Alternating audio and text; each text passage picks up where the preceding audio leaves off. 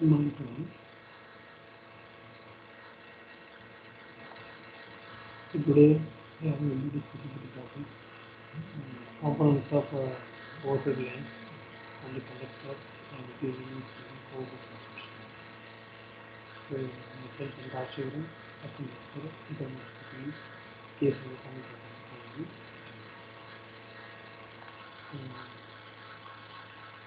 The overview of the topic is nowadays we are depending the power only based on transmission regulation. The major power is transmitted from the remote center. Then we are receiving the power from the provincial numbers. So that we need the support of the overhead transmission system. So in this system, what are the components we are using? So what are the types of connectivity available? And the usually connected for the usage of overhead transmission system. Before entering into the topic, so we brief about the purpose of overhead transmission. So most of electrical energy, the power generated, the power plant is transmitted and distributed through overhead line. So only via overhead line, the power is transmitted from the generating station to the receiver source. The power transmission and distribution through overhead lines employs conductors with appropriate spacing between them and the supported on towers or poles. So in the overhead transmission, normally we are using a three-phase system RYB. So R phase 2 axis we are maintaining some spacing. The reason for the spacing is to provide to avoid electrical discharges between conductors to increase the insulation. So R phase and Y phase is very nearer to means there is a possibility of a short circuit, then electrical discharges may occur. So it leads to the failure of insulation and failure of the system condition. So in order to avoid that, we are going to maintain the regular spacing. It depends upon the range of voltage which we are going to apply in your system. And also compared to underground power system, power transmission and distribution line, overhead lines are much cheaper. If you go with the underground system, we need a bulk reserve cable with a high installation capacity. But in the case of overhead system, so the conductor installation is faster because normally we are giving spacing and also the normal atmospheric air will behave as a insulator. So we need not be a special outputting insulation for each conductor. So for transmitting power over long distances at higher voltages, overhead lines are justified. So when we go for the distribution side, fusing cable is suitable where we can be able to distribute the power through a distribution line. But in the case of overhead line, so the best choice is overhead transmission tower only because it's cheaper and also we can avoid the multiple problems which will come into the future. For the same power transmission, installation cost and the size of the conductor required for underground cable is more. So we go to the underground cable system, so this same level of voltage, the UV cable will be the very costliest one compared to overhead transmission. Then erection cost is much lesser and the maintenance is convenient for overhead line. So the maintenance point of view, so it is very simple. After installation, we are having the less maintenance only in the overhead transmission system, but in the case of UV cable, it is not like that.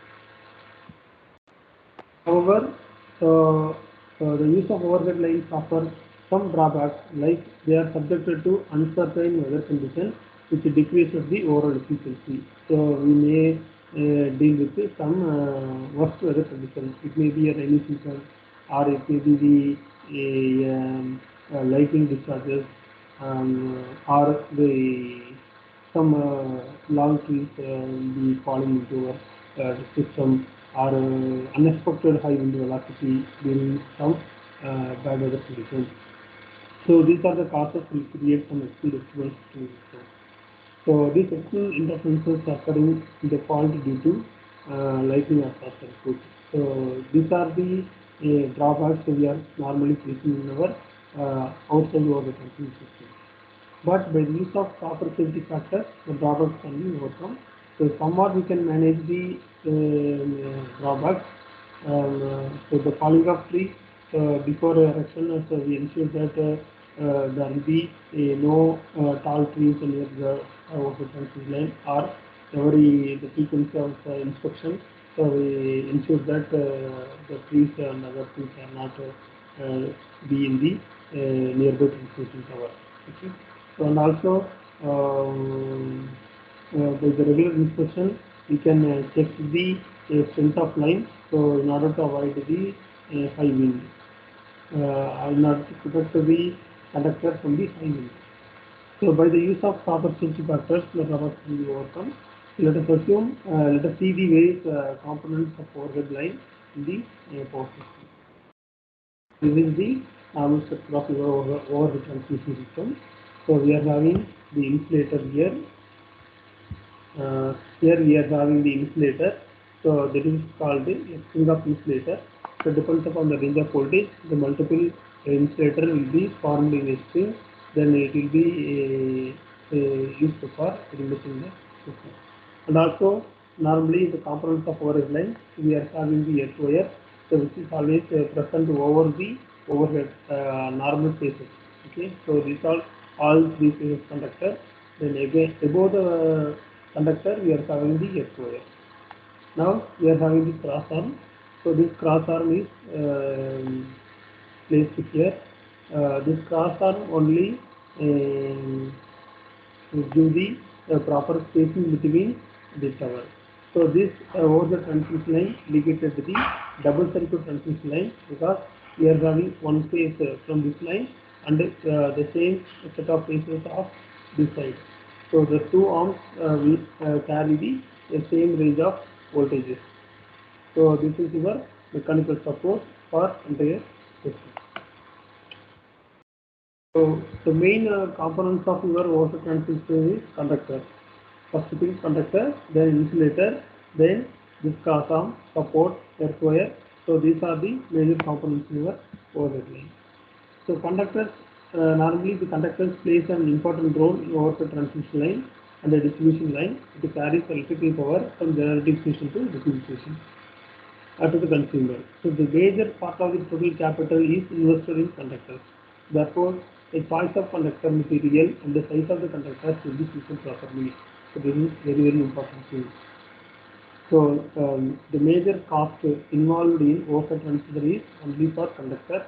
So what type of conductor we are going to use, and what about the cost factor, and how the overall efficiency of the system can be reduced by using this proper conductor. So now, depending upon the current to be carried and the span of the line, the composition of the material like aluminum, copper, or ACSR is chosen. Okay. So normally they are preferred for ACSR conductor. ACSR is nothing but aluminum core steel reinforced conductor for overhead transmission line. Okay. Then we go for with the aluminum conductor, which is also suitable one. But the copper, the cost factor will be very high. So this will be avoided for entire line. The second important factor is insulators. The insulators are provided on the support to support the conductor, such as necessary insulation is provided to support from the conductor. So normally we are having the support with a metal component. The conductor is also the form of the metal. So there is we cannot able to suit the conductor directly to the support. So we need some clearances between your conductor and the support, so that we need this insulator. So that is the purpose of insulator in overhead transmission. Okay. So this is further prevent leakage current. This is the main factor. the leakage current from the conductor to earth to the support. The insulator also prevents short circuiting between conductors and the metal work. So these are the major advantages of the purpose of insulator. The most commonly used insulating materials are normally we are using porcelain or glass or steel. Now they are using the rubber variation, rubber composite material for the better insulation version. So these are the categories normally we are used in the overhead transmission line. One is pin-type insulator, suspension type insulator, strain, chassis insulator, and the stay insulator. So all the insulators are used in our overhead line for different purposes. So then next major component is support. The function of line support is support the conductor and keep the conductor at a suitable level above the ground level. So we need a clearance between ground and the conductor. So that we need a long transmission line. And the height also, the support of the height will be nominal gauge. Okay. So this is only happened because of the very big mechanical support we are having. So generally the poles or towers are chosen as a support. So these are employed depending upon working voltage and the region where they are used. So these are very important. So how much voltage we are using to transmit the particular tower. Then where we are, what is the region? It is a normal horizontal surface, or it is going to crossing some sea area, or it is going to crossing some hill area. It depends upon the region where we are going to transmit the power. So the support will be varied. So normally the poles are towers of varied types, like wooden poles. It will be chosen for very long back ago. So steel poles also used now, and RCC poles, concrete poles also used, and lattice steel towers. So the lattice steel towers are mainly used for our overhead transmission line. Then RCC poles and the steel poles is used for distribution system. Then another things, the small components here in our support. That is, one is cross arm and clamp. So these provided on the pole structure to support the insulator and conductors. There are made up of either wood or steel angle section. So when you see your overhead transmission line, you can visually see about the cross arm and clamp. Then guy and stay wires. So these are employed to resist the lateral forces at the termination or angle pole by fastening the braces or cable to the pole. So normally stay is the highly supported over support or cover. Okay.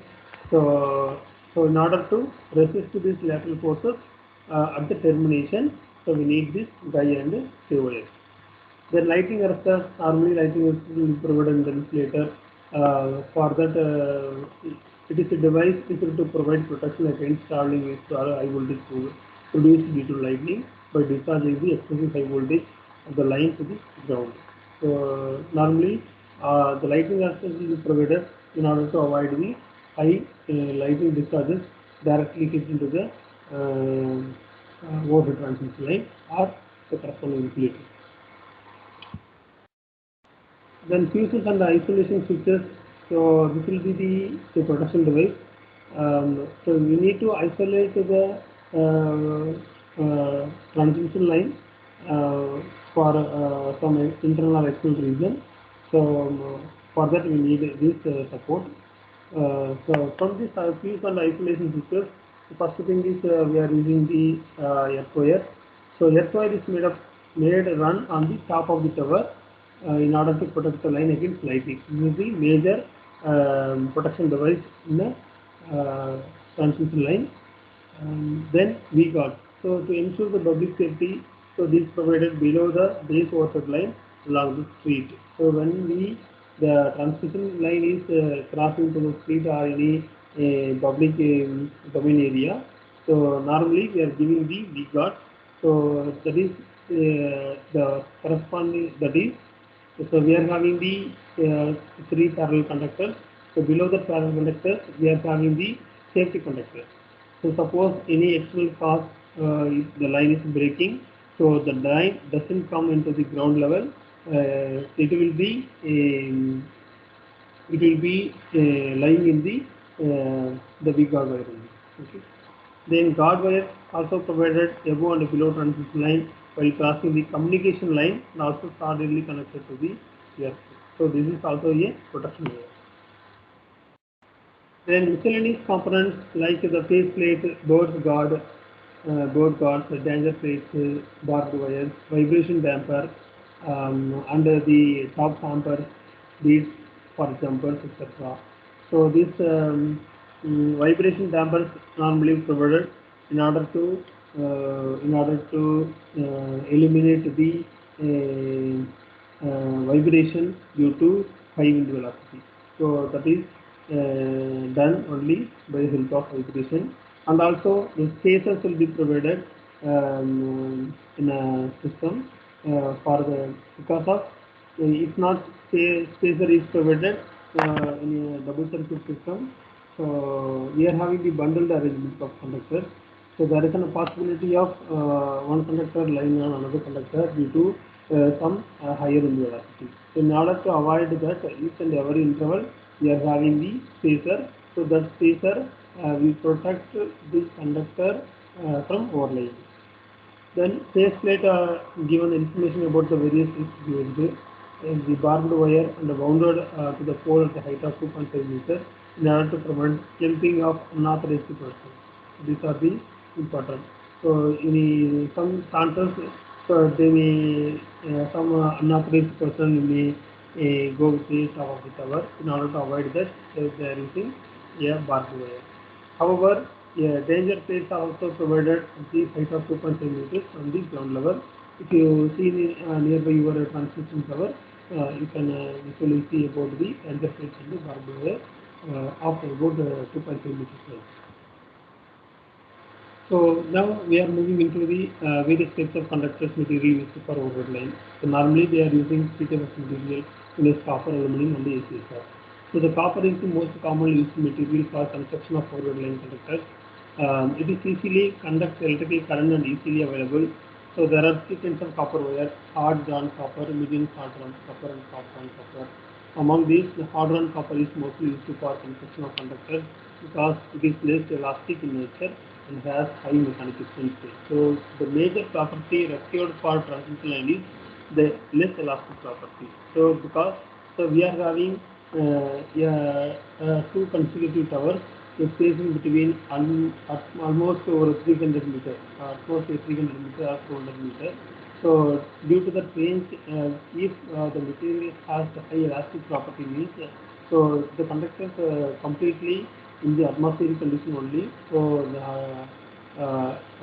in summer season we are having a high temperature, so that the nature of the property, it may go to the elastic nature, somewhat it will be increased.